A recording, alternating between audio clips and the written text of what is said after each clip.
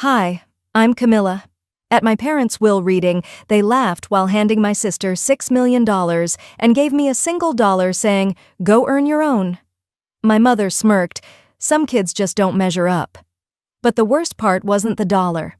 It was the years they spent quietly cutting me out of Grandpa's life, lying to us both, stealing every last moment I could have had with him. While they prepared to take everything, I thought I was invisible.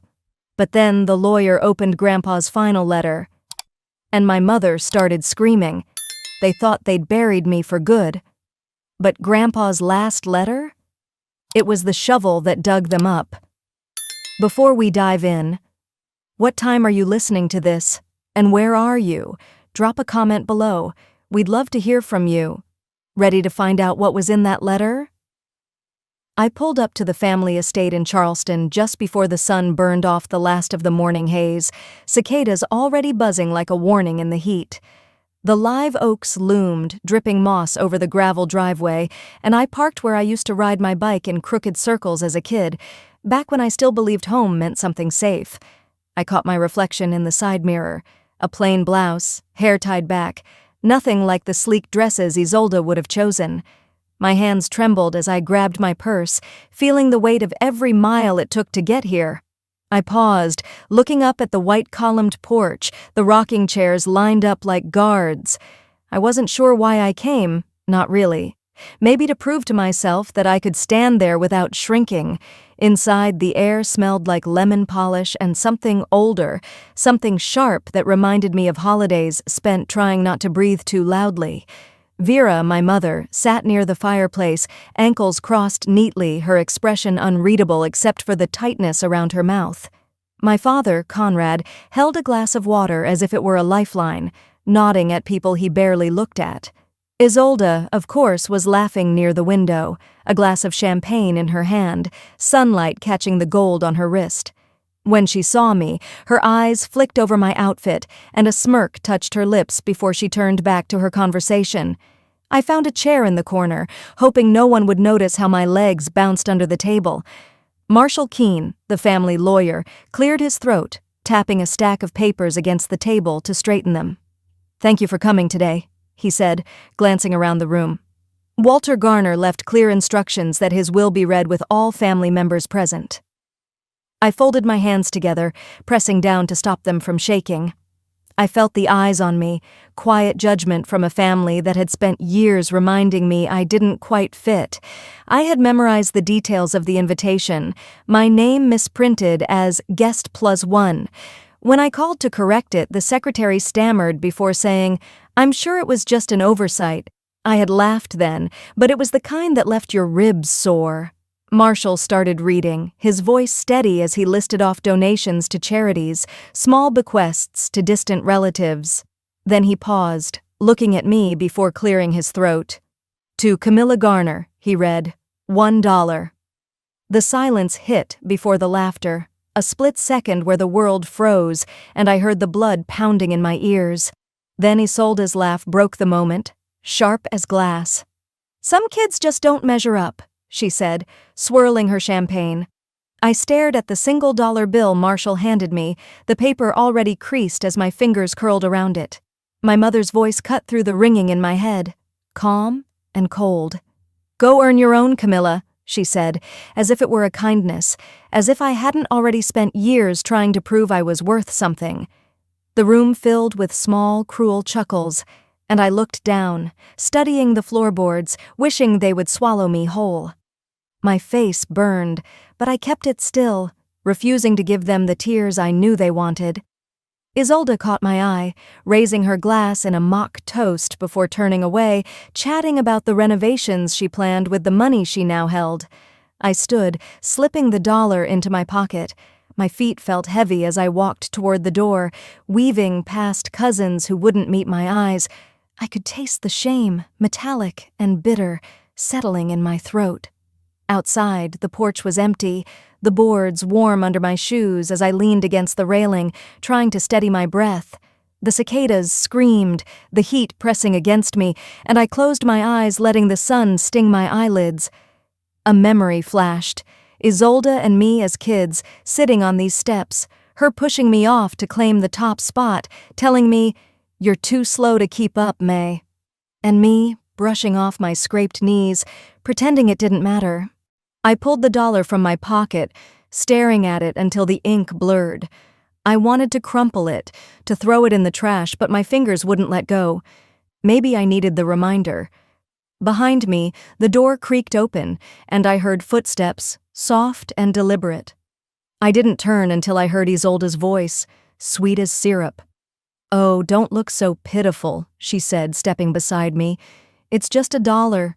You always were dramatic."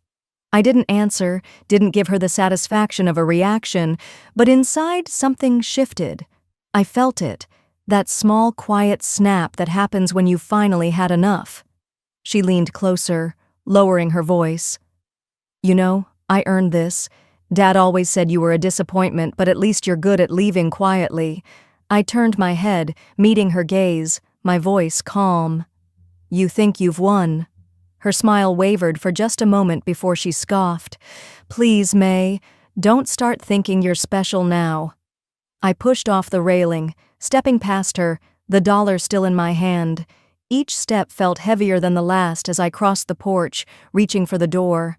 I didn't know what would come next, but the shame I carried turned into something else.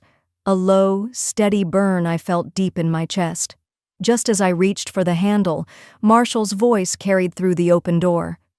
"There is one more document from Walter Garner." I froze, the cicadas falling silent in my ears, and I turned back. I paused, my hand hovering just above the door handle as Marshall's voice carried across the room, steady and unhurried. "There is one more document from Walter Garner." His words sank into the thick air like a stone dropped in still water. I turned, slow enough to see Vera's fingers tense on her glass, the calm mask slipping just a fraction. Isolde's laughter stopped mid-breath, the champagne glass lowering until it rested against her hip, her eyes darting between me and Marshall. Conrad cleared his throat, shifting in his seat, his jaw moving as if he was grinding down a thought he didn't want to say out loud. Marshall stepped forward, holding a weathered envelope with my grandfather's handwriting on it. I would have recognized it anywhere, that looping script with a slight rightward lean, always written in blue ink because, as he told me once, black ink is for bills, blue is for dreams. I felt the dollar bill still in my pocket, crisp against my leg, a reminder of the sting that was still fresh, still burning. As Marshall unfolded the letter, the paper crinkled softly, and for a moment, I wasn't standing in that stifling room anymore. I was back on the porch of Grandpa's ranch outside Charleston, the air sweet with magnolia and damp earth, wind chimes clinking above the door. I was there, sitting cross-legged in the dirt, my hair tied back while Grandpa showed me how to tie knots for the tomato trellis, his rough hands moving slowly so I could follow. "You're my little scientist, May," he said, pride softening the deep lines on his face. "Someday you'll have a place to build anything you dream up, and you won't need to ask permission." I blinked, the memory dissolving as Marshall's voice filled the room again, reading the letter aloud. "To my granddaughter, Camilla Garner, who always saw the world with wonder when others chose not to see at all." The words sank into me, warm and sharp, like rain hitting dry ground. I felt my chest tighten, but I kept my face calm, my shoulders back. I would not let them see me falter, not now, not when his voice was here, even if only in ink and paper. Marshall's eyes moved across the room, careful, deliberate, as he continued. "I leave to Camilla the Whitman Research Annex, including all laboratory equipment, funding accounts, and all active research patents currently filed under Whitman Innovation." The silence was instant, like the room had sucked in every breath and held it hostage. Isolde's face lost its flush, the color draining until she looked almost gray under the soft light. The glass slipped in her grip, hitting the floor with a dull thud, champagne splattering across the polished wood. She didn't even flinch, just stared at Marshall, her lips parting, but no sound came out. Vera's eyes snapped to Marshall, her voice low but cutting. "This was not the plan, Marshall." Conrad shifted again, setting his glass down with a careful clink, rubbing his thumb along the rim. his gaze hard but distant, like he was trying to calculate how quickly this could be contained. Isolde finally found her voice, and it came out sharp, desperate. "This is insane! That annex is mine. It was supposed to be mine. She doesn't even do anything with her life." Her words hung in the air, sharp as broken glass. I stood still, the letter in Marshall's hand like a promise that I had never been as invisible as they made me feel. The dollar in my pocket felt heavier now, but different. Less of a humiliation and more of a reminder of where I came from, and who had always seen me, even when they didn't. Vera hissed under her breath, stepping closer to Marshall. "Fix this," she demanded, each syllable like ice. "Now." Marshall didn't move, his face unreadable, his fingers resting lightly on the envelope, steady as ever.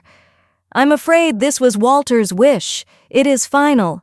The room erupted, Isolde shouting, Vera's voice rising in cold fury, Conrad finally snapping, "Enough!"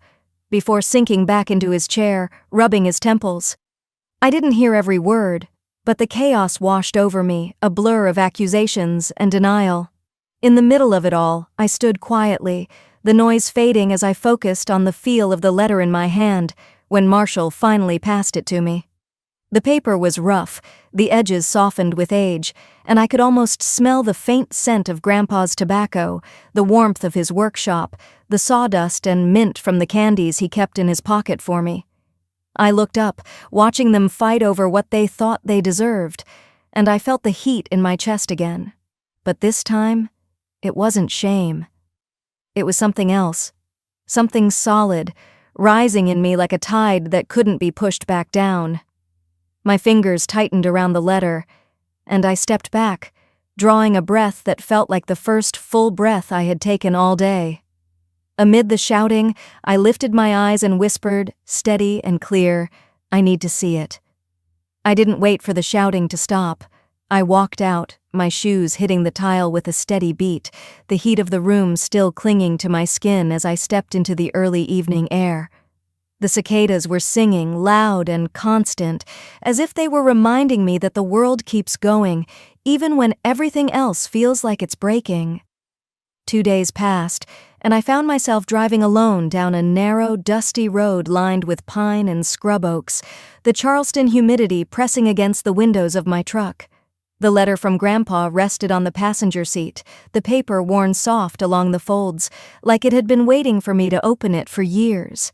Every mile I drove, Isolde's voice echoed in my mind, the way she shouted about what was hers, the way she looked right through me when the lawyer read Grandpa's words. I pulled up to the annex just as the sun was rising, painting the tin roof in gold, the glass panels catching the light like mirrors. It looked like an old barn that had been loved back to life, sturdy and simple. I stepped out, gravel crunching under my boots, and stood for a moment, letting the morning air clear the noise from my head. I touched the handle, remembering Grandpa's promise. "Someday you'll have a place to build your dreams without asking permission." My hand tightened, and I pushed the door open. Inside, it smelled like cedar and faintly of machine oil. The kind of clean that feels like work has been done here, not just for show. Sunlight poured through the windows, landing on neat rows of microscopes, lab benches with data tablets stacked carefully, boxes along the wall labeled in Grandpa's handwriting, "Camilla Garner." It was like stepping into a room I had been building in my mind for years, only to find it waiting for me all along. In the center of the room, on a sturdy oak table, was a small spiral-bound notebook, the cover bent, the edges soft. My breath caught as I picked it up. It was my old notebook, the one I thought I had lost when I was 12, filled with drawings of bees, notes on soil samples I had taken in the yard, messy sketches of plants and questions I had scribbled in the margins. Grandpa had kept it. I sat down on the stool, flipping through the pages slowly, each one a memory of a day I spent thinking no one was watching, that no one cared. But he had. He had kept these pieces of me safe. My phone buzzed, pulling me back. Eloin's name lit up the screen, and I swiped to answer, pressing it to my ear. "May, you there?" Her voice was warm, steady, the way it always was when I needed grounding. Yeah, I'm here, I said, my voice low. Document everything, okay? Pictures, videos. Keep a record. You don't know what they'll try to pull. I closed my eyes for a second, letting her words settle in me before I nodded, even though she couldn't see it. I will. After we hung up, I walked the annex slowly, running my fingers over the surfaces, opening cabinets and drawers, letting the quiet fill me. I felt the grief sitting in my chest, heavy and aching, for all the days I could have spent here with him, for the moments they had stolen. I stopped in front of Grandpa's old desk, the wood worn smooth at the edges. The bottom drawer stuck when I tried to open it, and I pulled harder until it came loose, the metal scraping softly. Inside, stacked neatly, were sheets of paper with Grandpa's notes, call logs, and phone records. I pulled them out, skimming the dates, the times, the numbers, page after page of calls made to my number, calls that I never received. My name was written next to each one, the word "no answer" scrawled in Grandpa's handwriting. My hands shook, the paper rattling as I flipped through the pages, the truth hitting harder with each line. They had blocked his calls.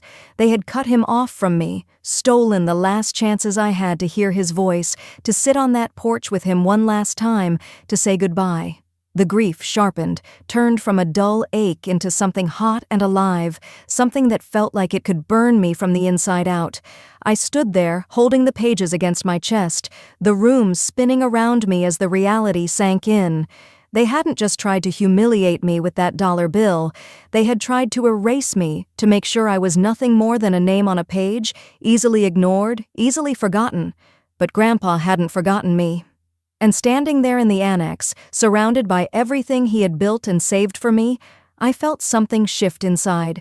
A resolve, clear and cold. I lifted my eyes to the light streaming through the windows, gripping the call logs so tightly the paper crumpled, and whispered, steady and sure, "You erased me, but I'm still here." I held those call logs against my chest until the sun started dipping behind the annex windows, the warm light shifting to a soft glow that turned the glass into mirrors, reflecting a woman I hardly recognized. My reflection was tired but awake, her jaw set, her eyes refusing to look away. That woman was me, and I wasn't going to let them erase me again. A week later, I found myself standing at the end of the stone path leading up to the Garner family home, the oak branches overhead swaying in the early morning breeze.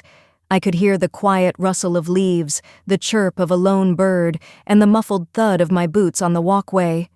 My bag, heavy with Grandpa's letter and the call logs, swung at my hip like a promise I was finally ready to keep. I had asked Marshall to be there, and he agreed without hesitation. Elawan parked down the street, her text from earlier still sitting unread on my phone. "You've got this. Call if they try anything." I slipped the phone into my pocket, took a breath, and climbed the porch steps. Inside, the air smelled of coffee and the faint tang of lemon polish, the way it always did when Vera was trying to pretend everything was normal. She sat on the couch, hands folded neatly on her lap, her lips pressed together in a line that used to scare me into silence. Isolde lounged in the armchair, scrolling on her phone, her nails tapping the screen, each click like a small slap of disregard. Conrad stood by the fireplace, arms crossed, eyes tracking me as if I was an intruder in the home where I grew up. Marshall cleared his throat, stepping forward with a polite firmness that made Vera's shoulders stiffen. "Thank you all for agreeing to this meeting. We're here to ensure the will is understood and to clarify certain legal matters." Isolde scoffed, not looking up from her phone. "This is ridiculous. We've already settled everything." I took a step closer, setting my bag down and pulling out the call logs. The pages fanned out like feathers between my fingers. My voice was calm, but each word felt like a hammer striking the silence. "No, we haven't.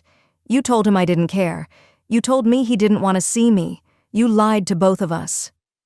Isolde's head snapped up, her eyes sharp, her mouth twisting into that smirk she wore whenever she wanted to remind me who the family favored. "Don't play victim now, Camilla. You're twisting this." Vera's eyes flickered, her composure slipping as she glanced at the papers in my hand, then at Marshall, then quickly away. "This is unnecessary," she muttered, but her voice cracked on the last syllable. I reached into my bag again and pulled out Grandpa's letter, laying it on the coffee table like a final card on the table. "He called me the one who saw when others chose not to. You kept him from me while telling him I didn't care. You took my chance to say goodbye." Conrad shifted, his boots scuffing the hardwood, and for a moment I saw him for what he really was, a man who had spent his life keeping peace by siding with the loudest voice in the room. "This is the past, May," he said, his tone trying for gentle but coming out flat.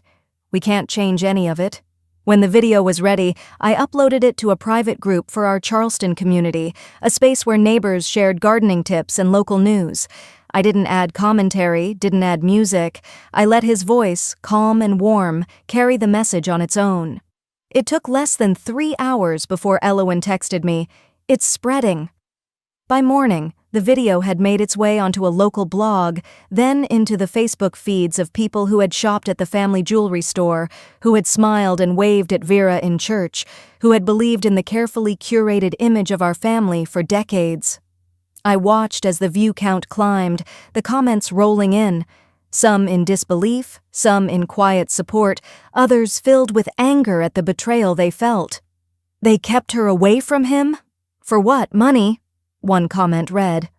"I always knew something was off with that family," another said. By the afternoon, I heard that clients were calling the jewelry store, asking Vera uncomfortable questions, some canceling appointments, others demanding answers. Isolde's workplace was buzzing with whispers, the perfect image she had built cracking under the pressure of Grandpa's words, ringing in the ears of everyone who watched.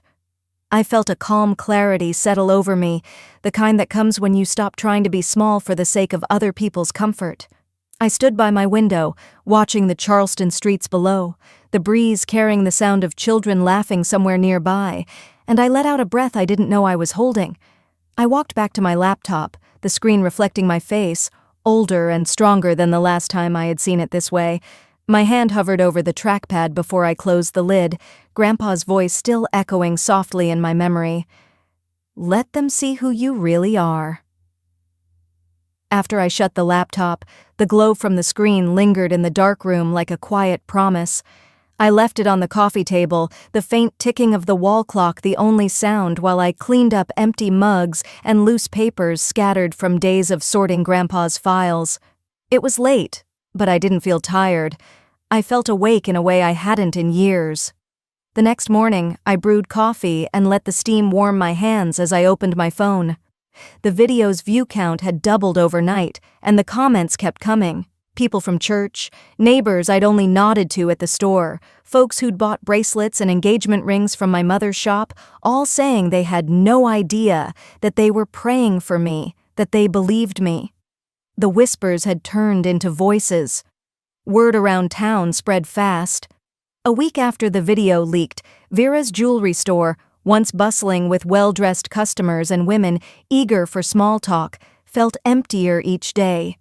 A longtime client, a woman with silver hair and a soft accent, came in clutching her purse like it was a lifeline. She asked Vera straight out, "Is it true what they're saying about how you treated your father and your daughter?" Vera's smile cracked for a moment before she pulled it back into place, telling the woman, "Don't believe everything you see online." But the woman didn't stay to buy anything. I heard from Elowen that another customer had canceled a custom necklace order saying she couldn't in good conscience support that kind of family. Vera tried to play it off to others, blaming lies and jealousy, but I knew her well enough to know she was scrambling to keep her image together. At Isolde's workplace, the air turned sharp with tension. She tried to hold her chin high, but she could hear the whispers as she passed. Someone forwarded her the video and she tossed her phone across the office, cracking the screen. She tried to lead a meeting one morning, talking about branding and market engagement, but her boss pulled her aside, lowered his voice, and told her, "You should probably take a leave, Isolde. Handle your family business." She came home that evening, slamming the door so hard the windows rattled, yelling at Vera that I was ruining everything, that I was a pathetic charity case who got lucky. Their words were heavy, sharp, desperate. The walls they had built around their lives were cracking, and the community was seeing the truth through every fracture. Meanwhile, I spent my days at the annex, sorting Grandpa's research notes and filing patents that had been gathering dust in boxes marked with my name. I had hired 2 graduate students from the local college, both eager, bright-eyed, ready to help preserve the soil studies and bee colony data Grandpa and I once worked on together. The greenhouse out back had started to fill with plants again, tomato vines twisting up strings, herbs scenting the warm air with rosemary and basil. The community reached out to me in ways I hadn't expected. Neighbors who had once looked through me now knocked on the annex's door with jars of homemade jam, thanking me for sharing the truth, for standing up when others wouldn't. Some shared stories of Grandpa fixing their fences, dropping off extra vegetables, helping them with repairs without asking for payment.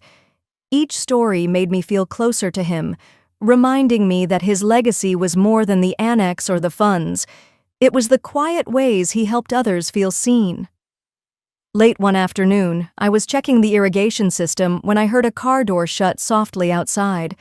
I walked out to see Ida, my grandmother, stepping carefully across the gravel path. Her hair was white, her back curved with age, but her eyes were clear as she looked up at me. She didn't waste words, just handed me a small, worn box. Inside was Grandpa's pocket watch, its surface scratched but polished, the hinges creaking as I opened it. Taped inside was a tiny photograph of me as a child, sitting on Grandpa's knee, holding up a mason jar with a captured firefly, my grin wide and unguarded. I looked up at Ida and she nodded, her voice quiet but strong. "He wanted you to have this. He never stopped waiting for you."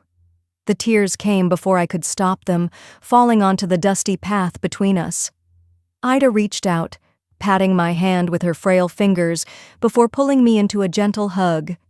We stood there in the late afternoon sun, the smell of earth and tomato vines around us, the watch ticking softly in my palm.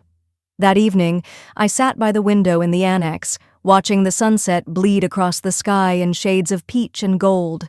The watch sat on the table next to me, ticking steadily, reminding me of the time we lost, and the time we still had. I glanced at the phone, seeing a notification that Vera and Isolde had attempted to freeze the annex's funds through a court filing, hoping to claw back some control. But Marshall called an hour later, telling me calmly that the motion was denied.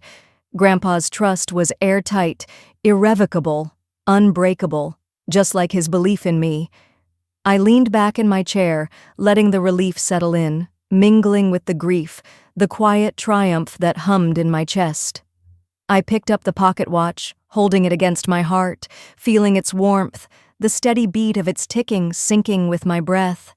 As the sun dipped below the horizon, painting the annex in soft twilight, I whispered into the stillness, "You tried to erase me, but you only made me stronger." I stood by the annex window a moment longer, letting the last streaks of dusk fade while the pocket watch ticked softly in my hand. I slipped it into my coat pocket, inhaling deeply before turning to shut off the lights, locking up for the night. The walk to my truck was quiet, the air carrying that crisp edge of late fall, the kind that whispers, "Winter is near."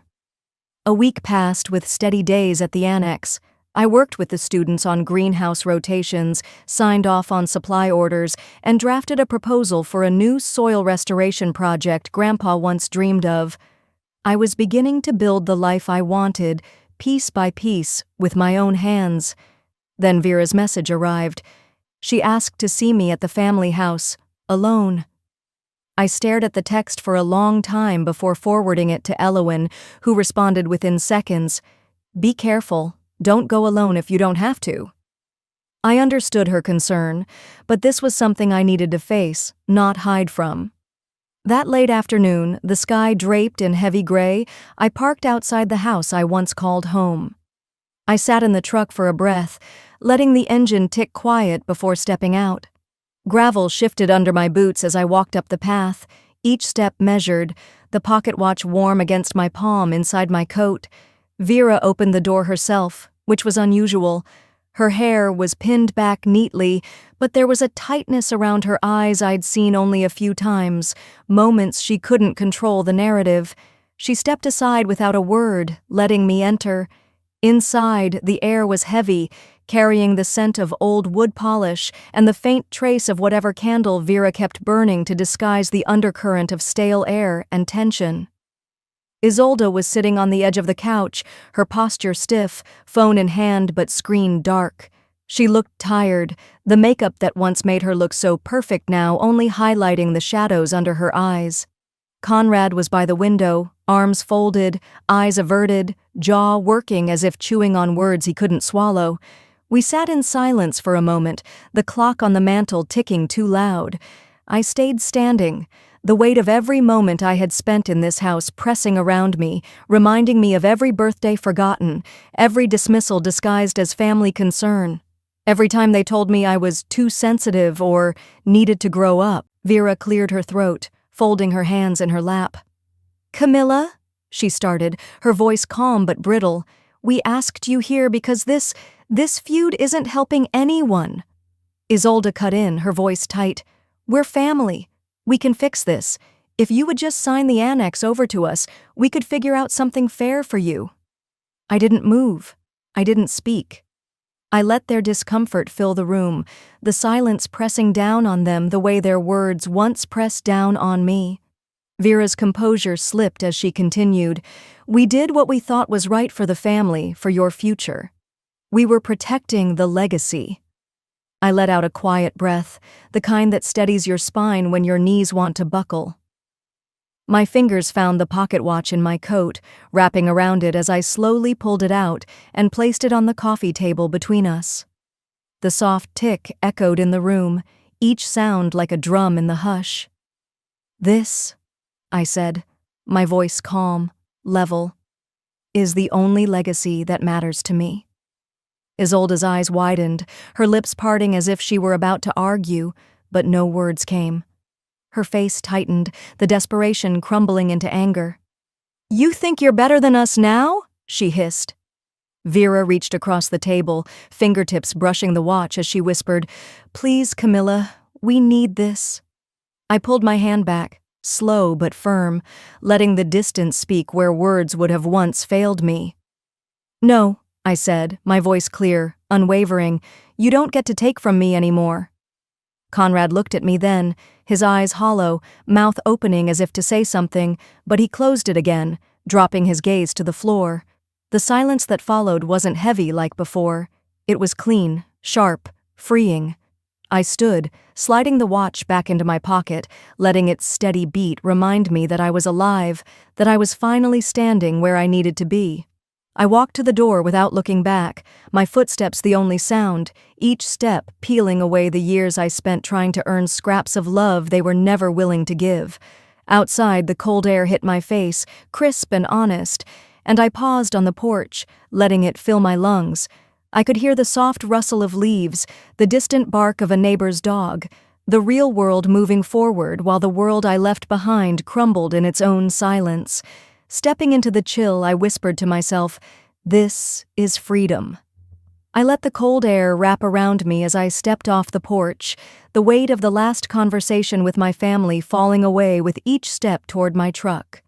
The night was clear, stars blinking in quiet witness as I closed the door and started the engine. I didn't look back. The next morning, frost clung to the grass outside the annex, the sky still pale when I pulled up and unlocked the doors.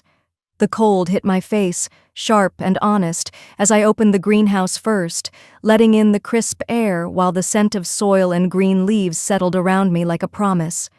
Inside, the annex felt alive, buzzing softly with the hum of grow lights and the low chatter of 2 college students setting up trays for a new soil regeneration test.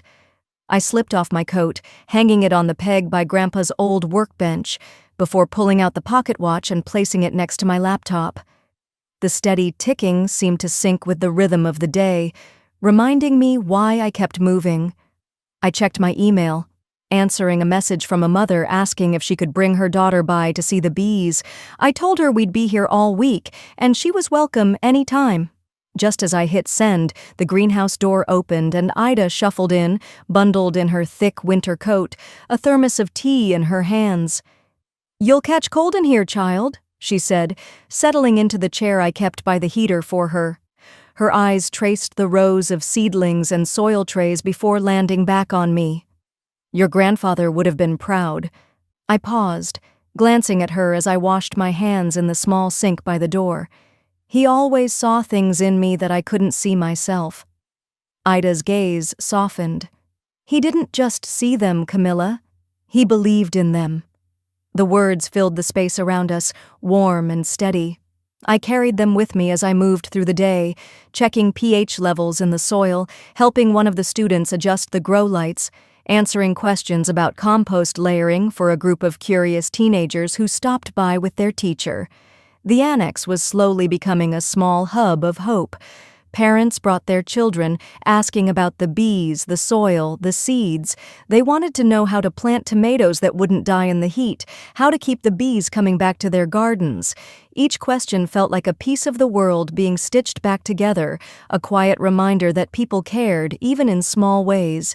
Later that afternoon, as the sun dropped lower, I found myself at Grandpa's old bench again, reviewing the research plans he left behind. The hum of the greenhouse, the warmth of the lights, and the rustling of leaves outside layered into a comforting background.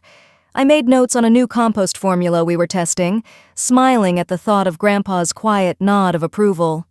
Ida stood to leave, pausing by the door. She placed her hand on mine, her fingers thin but warm. "Your grandfather always said you were the future, Camilla. I see it now." I held her gaze, the tightness in my chest loosening as I nodded. "Thank you for believing in him, and in me." After she left, I stepped outside, the cold brushing against my cheeks as I checked on the compost bins by the back fence. The wind picked up, sending a swirl of leaves across the gravel, and I closed my eyes, letting the moment settle deep in my bones. That evening, the last of the students left, promising to return tomorrow for the next batch of experiments. I wiped down the tables, washed the mugs left by the sink, and turned off the greenhouse lights, leaving only the soft glow of the annex lamps. I walked through each section of the annex, the ticking of the pocket watch in my pocket syncing with each footstep. I checked the lock on the back door, turned off the heater, and finally stood at the front door, looking back at the space that had become more than just a project. It had become a promise to myself that I would never again shrink to fit into someone else's expectations. A promise that I would honor Grandpa's belief in me, not by chasing after the family that never valued me, but by building something real, something that mattered. Stepping outside, I pulled the door closed, locking it with a quiet click. The stars overhead shone brighter than I'd seen in a long time, the cold biting at my skin but somehow making me feel more alive.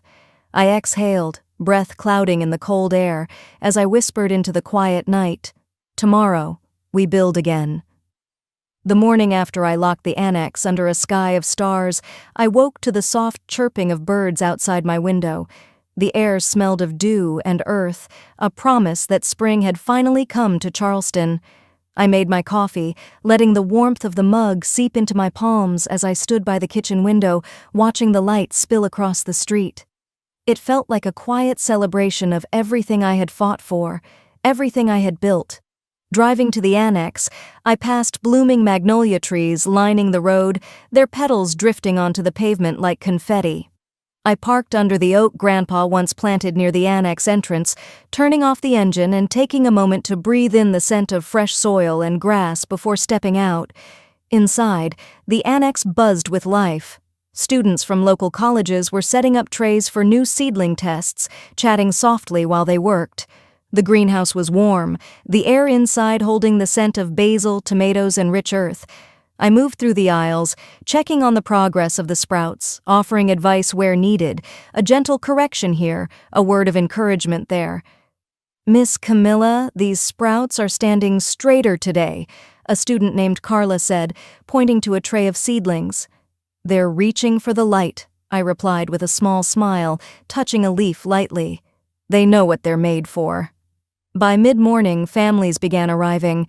Parents guided their children into the greenhouse, pointing out bees moving between the flowers, showing them the worm bins and compost piles. I watched a mother lift her toddler to see a bee resting on a sunflower, the child's eyes wide with wonder. One little girl, no older than 8, tugged at my sleeve while I was checking soil moisture. "Miss Camilla," she whispered, holding up a jar with a single bee inside. "Can you show me how to let it go without hurting it?" I knelt, taking the jar carefully. "Of course, sweetheart," I said, twisting off the lid slowly. We watched together as the bee hesitated for a moment before lifting into the air, catching the light as it flew back toward the flowers. She clapped softly, looking up at me. "I want to help the bees, too." "You already did," I told her, ruffling her hair before sending her back to her mother, who mouthed, "Thank you," with tears in her eyes. Later that day, I returned to the small office at the back of the annex, Grandpa's pocket watch ticking softly on my desk next to my laptop. I opened the watch, looking at the tiny photo of me as a child, dirt on my cheeks, a gap-toothed smile stretching across my face. I could almost hear Grandpa's laugh, feel his rough hand patting my shoulder after we planted tomatoes together. "We did it, Grandpa," I whispered, letting the tears come this time, letting them fall freely as the light shifted across the floor. In the afternoon, Ida arrived, her slow steps measured but determined as she made her way to the chair near the greenhouse. I brought her tea, sitting beside her as she hummed softly, watching the children learn how to plant seeds in small pots. "You've turned this place into something beautiful," she said, looking around the annex, her eyes soft. "It was always here," I replied. "I just had to believe I was allowed to build it." Ida reached over, squeezing my hand. "Your grandfather was right about you." I nodded, my heart swelling with quiet pride, knowing that the annex wasn't just a building filled with plants and buzzing bees. It was a place of healing, a promise kept, a legacy transformed into living action. Occasionally, I still received carefully worded emails from Isolde and Vera, asking to meet, to talk, to work things out. Each time I closed the message without replying, feeling no need to defend my space, no need to invite them back into the life they once tried to erase. Because peace, I had learned, is sometimes found in the choice to move forward without dragging the past along. As the day wound down, the last families left, promising to return next week for a community planting day we had scheduled. I walked through the annex, turning off lights, tidying tools, and making notes for the following day's work. The air outside was cool, the sky painted with the colors of the setting sun as I stepped out to lock the doors. Standing under the magnolia tree, I looked back at the annex, the windows glowing warmly against the encroaching dusk. I pressed the pocket watch to my chest, feeling the steady ticking against my heart, grounding me in the knowledge that I had measured up, not by their standards, but by my own. The breeze rustled through the branches above, carrying the scent of blossoms and earth, and I felt a calm I hadn't known I was capable of. The past, with its betrayals and silence, no longer defined me. I was free to live, to grow, to build. As I turned to leave, walking down the path back to my truck, I let the final words rise softly from my lips, a promise to myself, to Grandpa, to the small girl I once was who had waited so long to be seen. This is what it means to measure up.